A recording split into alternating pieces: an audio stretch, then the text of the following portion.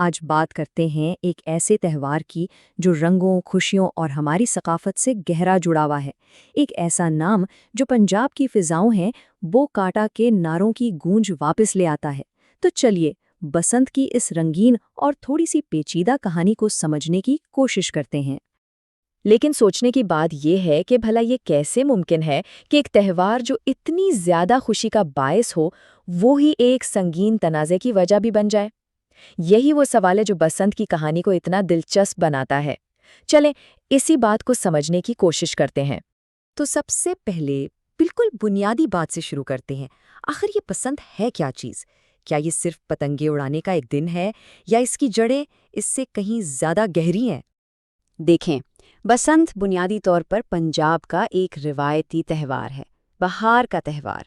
اس کی سب سے بڑی پہچان آسمان پر اڑتی رنگ برنگی پتنگیں اور ہر طرف نظر آنے والا پیلا رنگ، وہی پیلا رنگ جو سرسوں کے پھولوں کی اور بہار کی آمد کی نشانی سمجھا جاتا ہے۔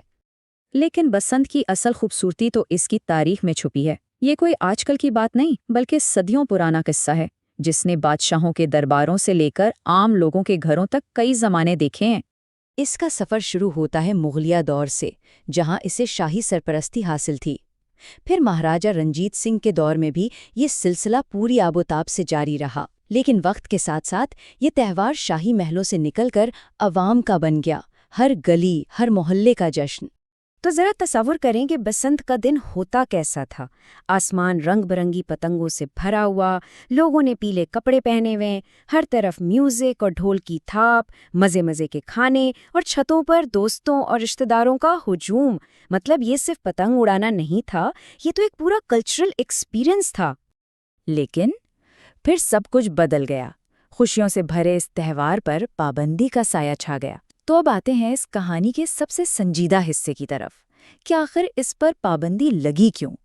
مسئلہ دراصل دو چیزوں کے درمیان تھا۔ ایک طرف تو یہ بہار اور خوشی کی ایک بہت خوبصورت روایت تھی، لیکن دوسری طرف یہی تہوار ایک بہت بڑا عوامی خطرہ بن گیا۔ وجہ تھی پتنگ کی ڈور، وہ کیمیکل والی شیشے والی ڈور جو کوئی عام دھاگا نہیں بلکہ ایک تیز دھار ہتھیار بن چکی تھی، جس سے گلے کٹنے جیسے افسوسناک حادثات ہوئے، اور یہ تہوار ایک پبلک سیفٹی کا بحران بن گیا۔ اس پوری صورتحال کو شاید اس ایک جملے سے بہتر نہیں سمجھایا جا سکتا کہ آسمان کی خوشیوں کی قیمت زمین پر ایک بہت المناک قیمت سے چکانی پڑی، اور یہی وہ تلخ حقیقت تھی جسے اب نظر انداز کرنا ناممکن ہو گیا تھا۔ تو کیا یہاں بسنت کی کہانی ختم ہو جاتی ہے؟ شاید نہیں۔ پابندی تو لگ گئی، لیکن اس تہوار کو محفوظ طریقے سے واپس لانے کی کوششیں آج بھی جاری ہیں، کیونکہ ثقافت کو بچانا بھی تو ضروری ہے۔ اچھا، تو اسے محفوظ طریقے سے واپس کیسے لایا جا سکتا ہے؟ اس کا ایک پورا منصوبہ ہے۔ سب سے پہلی اور سب سے ضروری چیز جو خطرناک کیمیکل والی ڈور ہے، اس پر مکمل پابندی ہو، صرف محفوظ دھاگے کا استعمال ہو۔ اس کے بعد پتنگ بازی کے لیے خاص محفوظ جگہیں بنائی جائیں اور سخت حفاظتی قوانین لاگو کیے جائیں، تاکہ یہ جشن دوبارہ سب کے لیے خوشی کا باعث بنے، خطرے کا نہیں۔ تو اس ساری بحث کے بعد سوال تو یہی اٹھتا ہے نا کہ بسنت کی اصل روح کیا ہے؟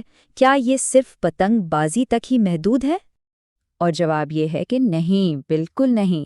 بسنت صرف پتنگ بازی سے کہیں بڑھ کر ہے۔ یہ بہار کی آمد کی علامت ہے، یہ ثقافتی خوشی کا اظہار ہے، یہ پنجابی شناخت کا ایک اہم حصہ ہے، اور سب سے بڑھ کر یہ لوگوں کو ایک دوسرے سے جوڑنے اور مل جل کر خوشیاں منانے کا نام ہے۔